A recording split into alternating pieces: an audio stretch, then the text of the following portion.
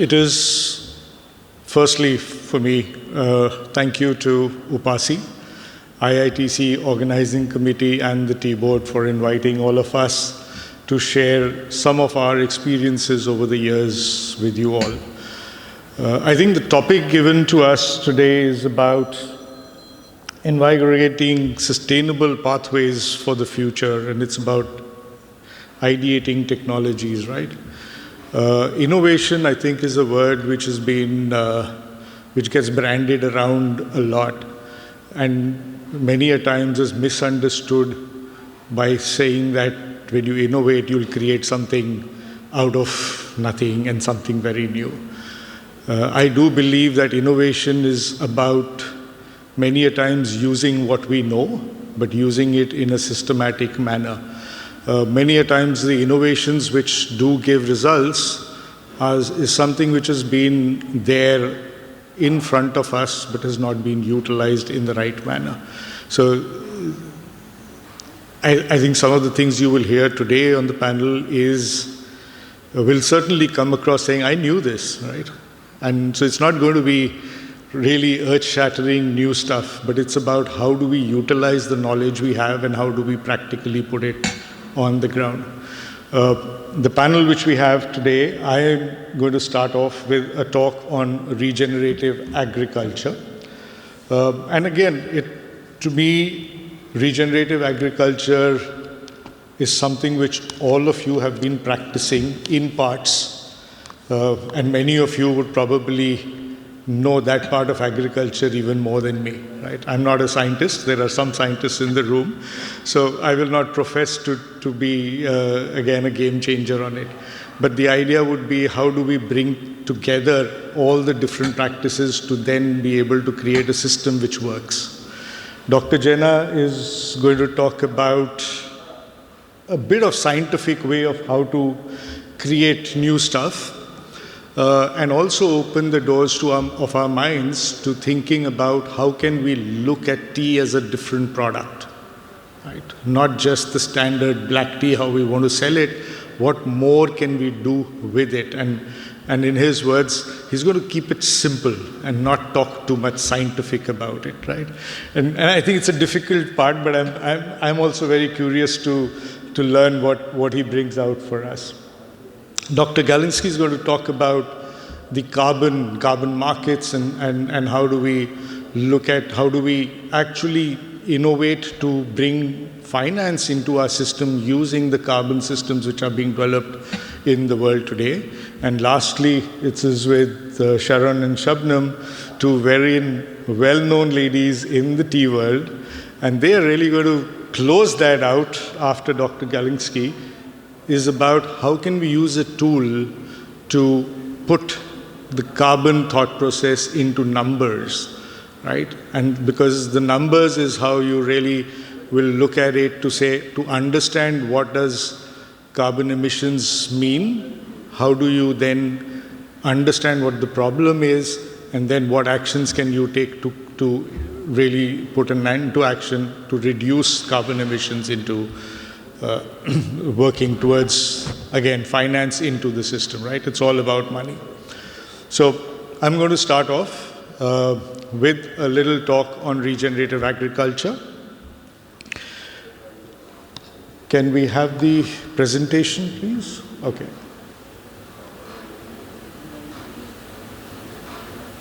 Okay.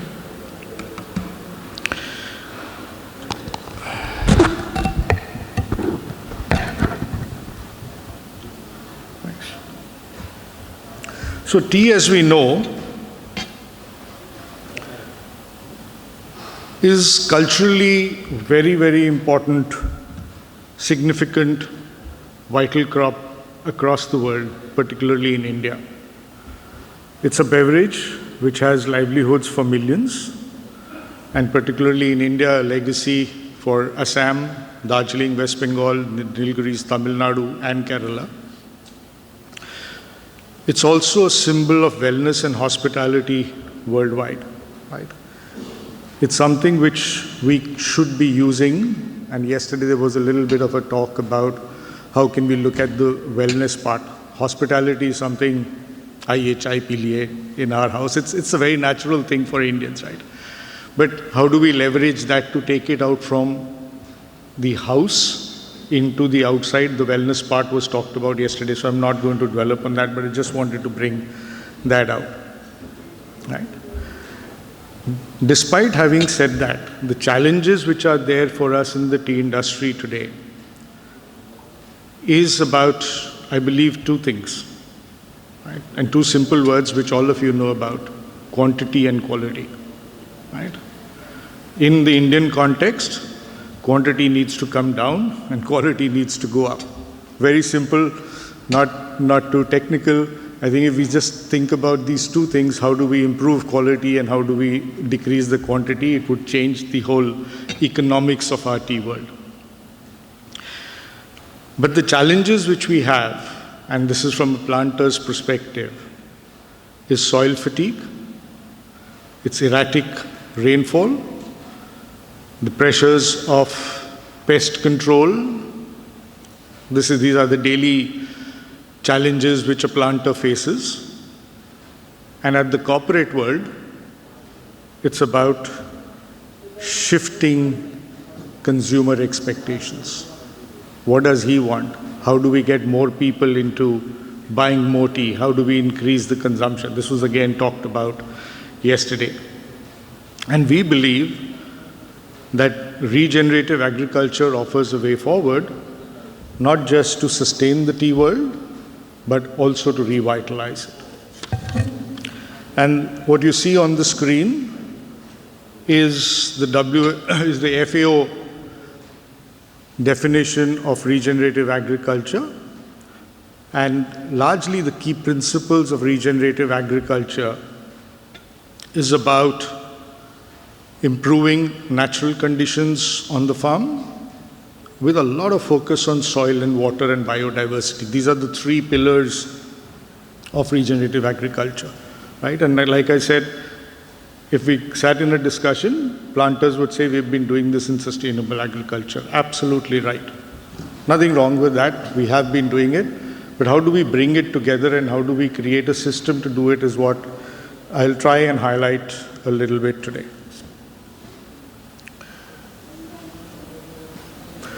So regenerative agriculture has often been defined as three types of things. One is practices. What do you need to do in regenerative agriculture, right? Like I said, it's about soil, it's about water, and it's about biodiversity. But the thought process of it is from an outcomes perspective. The practices need to be defined from the perspective of what is the outcome you want.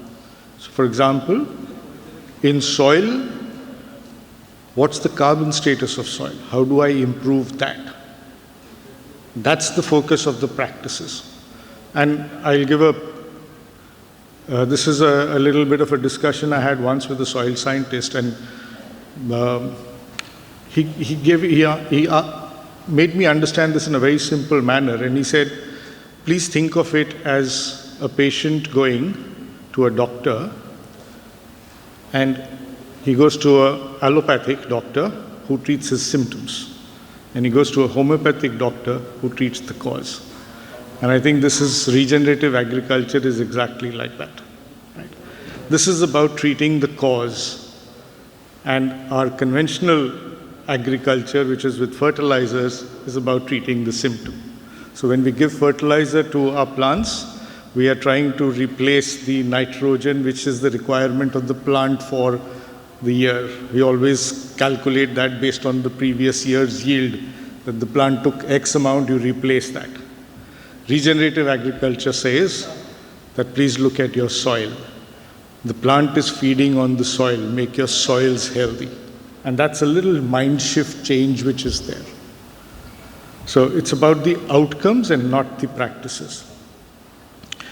And it's about system thinking, which is about creating systems which then put into practices and define the SOPs which will then deliver to you on the outcomes that you need.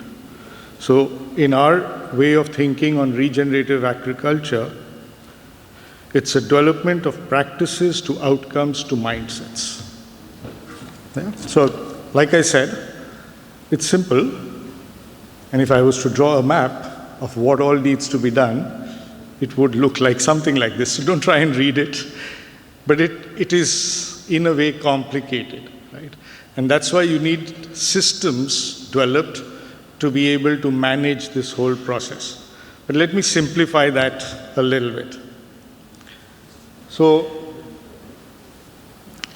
when we say there are basically 6 categories of regenerative agriculture which need to be looked at. And we've sort of categorized it into gap and sustainable agriculture is what we've been doing all this while. There is a basic regenerative agriculture and an advanced regenerative agriculture. And the advanced regenerative agriculture is probably not for corporate agriculture, and that's a reality, and we should be also planning to do that, which means at the advanced level of regenerative agriculture, it's very close to organic, but with a little more focus on soil and water health and biodiversity. But we do know the pitfalls of what organic does. You do lose crop, that's not what we want. So we're still talking here about commercial agriculture, which means no drop in yield, but yes, a little focus on how do we look at improving yields, yet improving the soil, making sure that the water efficiency use goes up and water regeneration of your soils increase, and also improve on biodiversity. So if you look at just the last part of the advanced thing, that's where the choices need to be done. So there is soil cover, right, which means less herbicide use. Soil cover also helps in ensuring that the nitrogen of the cover crop goes back into the soil. So you're again, everything that you do, your thought process is one single point of how do you improve the quality of your soils. And I'll give you a very simple comparison between Indian soils and probably rest of the world, and in the tea world, and this whoever has interacted with Africa will know our soils in North India are more in the region of about 0.5 to 1.2, 1.3 carbon status. In South India, slightly better. I believe they are up to about 2 here, right? We are looking at yields average in North India at about 1,800, going up to, at the best levels, 3,000 plus with some estates. South India more at the 2,500, but going up to 4,500 in some places, right? Compare that with Africa. Soil carbon status, close to 8%, 6 to 8%. Yields on an average 4,000, but with areas which are yielding 10,000. Right? And that's a very simple way of looking at what's possible, what we should be looking at. And again, I go back to saying, address the issue, which is soil. If we don't improve our soils, we are not going to come up with yields which are going to then give us the advantage of lower costs and better productivity. And that's really key to what regenerative agriculture is all about, right? How do you improve your soils to be able to get better yields, to then be able to control your costs? The second part of that, and no tillage, I'm sure all planters have heard of no tillage. It's not a reality in the tea industry, but reduced tillage is. And again, that's got to do with the quality of the soil. If your soil, the topsoil is nice and soft and moist, has enough compost in it, you don't need to till it, you don't need to break it up, break up a hard pan, right? So the two is just basic good agriculture. But how do you create a system which does that is something which we need to look at. The third is about biodiversity, and I think this is something which over the years most planters know, with the amount of fertilizer and the chemicals and the pesticides we've used, there's hardly any bee population in most estates. Right? And that's a real key indicator of biodiversity to happen, and that's something which we should work on. We are actually, and I'll give you an example of what we're doing in the coffee world. a project which IDH is now doing with the help of Unilever and JDE Coffee. We're working in Karnataka. And one of the key things which we are working there is how do we bring back the bee population in those coffee farms, because that's what really helps with pollination to happen. And when pollination happens, it starts bringing about a biodiversity boom, which just generally helps your overall environment, and that's what makes a big difference in it. So biodiversity is key, and especially in the tea industry in South India, with so much of silver oak, it's been one of the major issues. In North India, there is still at least 4 to 5 or 5 or 6 different shade tree types of trees. And that's something which we need to look at, because acknowledge it, we are a monoculture crop. It's a basic problem. It's the nature of our industry. But how can we make that slightly better by still introducing other species in that to improve the ecosystem is something which needs to be thought of. The next is fertilization, right? This is something which definitely is a key to regenerative agriculture. How do we bring down the use of chemical fertilizers? Our soils are dying. The microbiological activity in the soils is almost zero. That is a key to making a change in the soil. So that's why our plants need the urea, because there is no microbiological activity. It's not allowing any of the soil carbon to be converted into something which the plants can uptake. To be able to do that, we need to reduce the fertilizer, chemical fertilizer, increase compost, make sure that that is something which gets into the soil, your microbes increase, and that then changes the whole plant psychology about what it can uptake from the soils. And obviously, it's connected to, I said, pests. In the tea industry, everybody cribs about pest costs being so high. More so in North India, less in South. We are a little blessed here with the weather. With the high temperatures in North India, that's a major, major problem, right?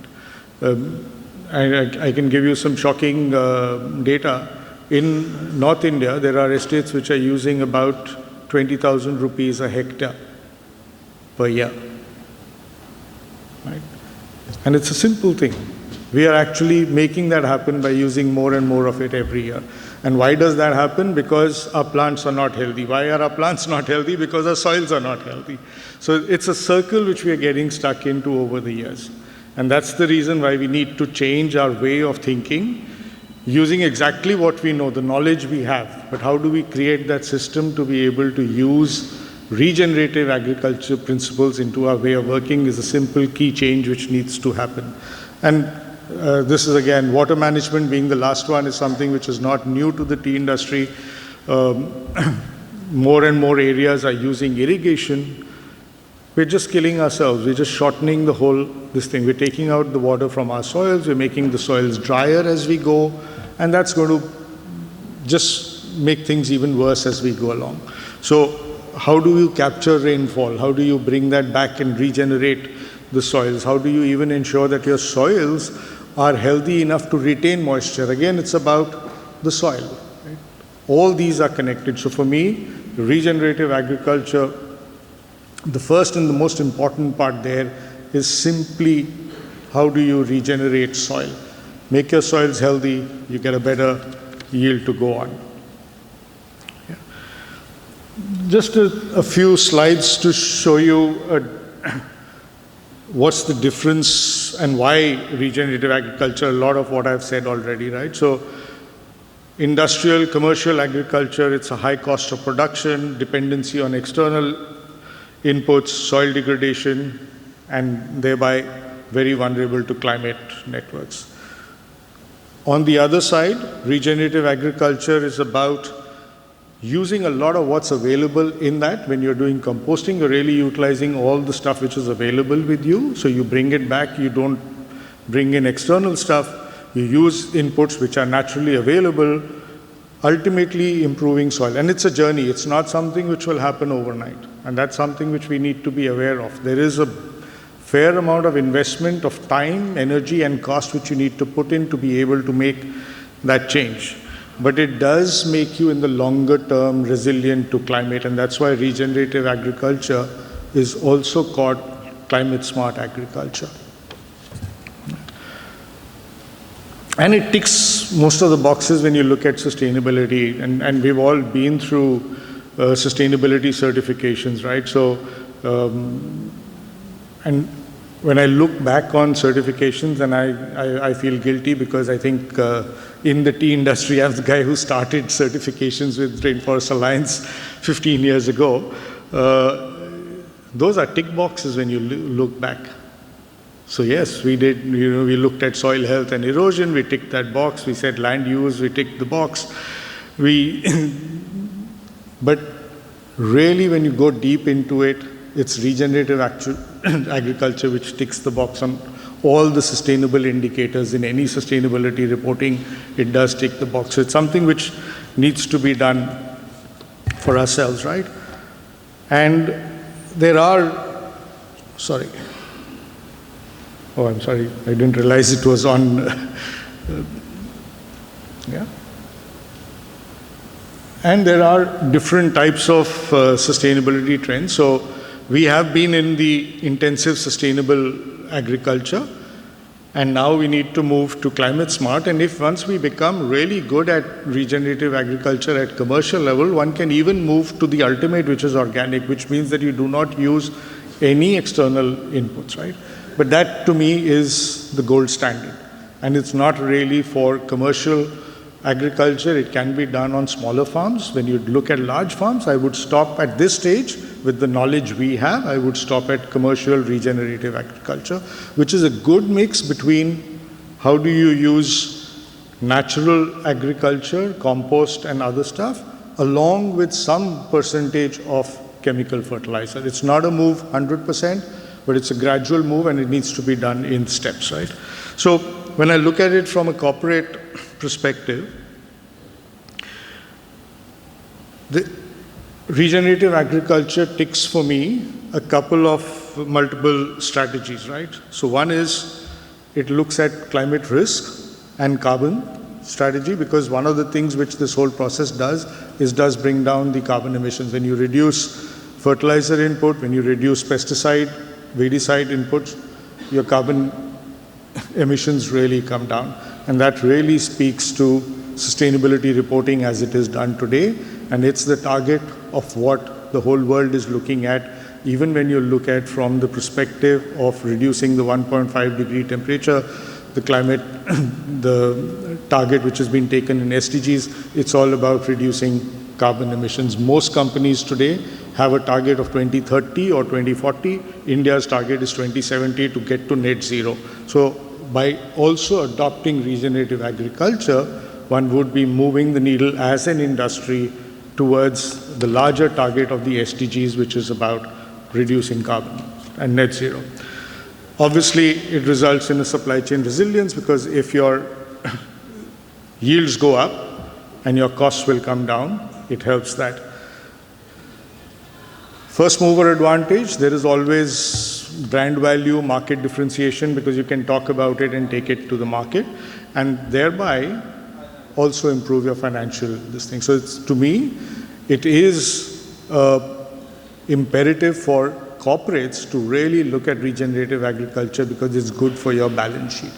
And that's something which really needs to be looked at.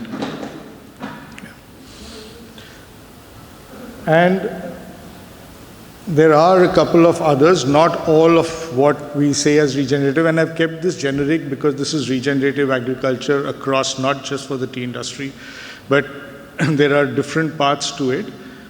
Agroforestry is an area which, again, the tea industry has not really looked at, right? We, in South India, they do, I must say, the South Indian tea industry is better at this than the North Indian industry. There is some agroforestry, because even with the fuel forests which you have, that is really part of it, and it's a good way of doing it. But this is not what the tea industry in India overall has done. And there is more of an opportunity to look at how can we, and in agroforestry, we're always talking about the 3 layers of crop, right? So one is the trees and what you can get from that. One is your actual crop, the tea, and what is the ground cover. And one should be looking at ground cover crops to also give you a sense of financial input. So things like, and I'll give you an example, in banana plantations, they do groundnut on the soil as a soil cover. So they get a crop of groundnut, the rest of the green matter from that goes back into the soil, so there's a double benefit. And that's something which in the tea industry we have not really looked at. But and it's for the scientists to really find out which is the right crop for the right area, because it will differ from region to region. It's not going to be one crop which will help everybody. Integration with livestock, and this is actually one of the critical parts. There are a few companies in tea who have actually started this, who have now started doing dairy as a small business, and the beauty of that is that what gives you raw material for your compost. So there is again a double benefit to do that, and it's actually for regenerative agriculture, the integration of livestock into the business model is quite a key step. Again, like I said, it does require capital to start off. It's an investment, but it's an investment for the future. Yeah. Polyculture, not really an option in the tea industry. We are a monoculture unless you think of it slightly differently as diversification. Right? And is that an opportunity for us? And I started with saying quantity down, right? And I would actually really ask everybody to look at this as a key lever going forward, right? So how can we change monoculture to a polyculture? Is there an opportunity for us to move, let's say, 20% of our area into another crop? Can South India look at coffee in the lower regions? Can North India look at palm oil? It is something which needs to be worked out on a holistical basis. What does it mean for the tea industry? How does it change the demand-supply situation overall? And give you multiple revenue streams. One of the big issues with monoculture is that when the markets go down, and all markets go up and down, you are stuck with the only revenue stream getting affected. But if you were polyculture, you would really have an issue of making that happen. One would go down, the other would not, right? And rotational crops, again, not 40, right? And there are examples of, I just wanted to bring out that there are examples with regenerative agriculture now being done at scale. General Mills globally has committed to 1 million acres of regenerative agriculture by 2030. Why I'm putting out a couple of these examples is because it's very clear today that there is a business case to move into this. HUL and Nestle have invested into regenerative dairy and coffee supply chains. They're really putting money into it. They've done their sums. It helps to move things on it. HUL is also piloting regenerative agriculture in tea, and I believe Trustee is there, and Trustee Antara Bera is here, who leads the regenerative agriculture movement, the pilot which is happening, and I would urge people to please talk to her and see how we can work together. They're doing a pilot in 25 estates in South India, and results will be obviously shared with the industry as we go along. But these are stuff which is happening. And then there are organizations like ours, IDH, Trustee, Tata Trust, who are also piloting regenerative agriculture across other crops. And today there is a lot of data which is available, which shows that there is a business case to move from normal sustainable agriculture to regenerative agriculture.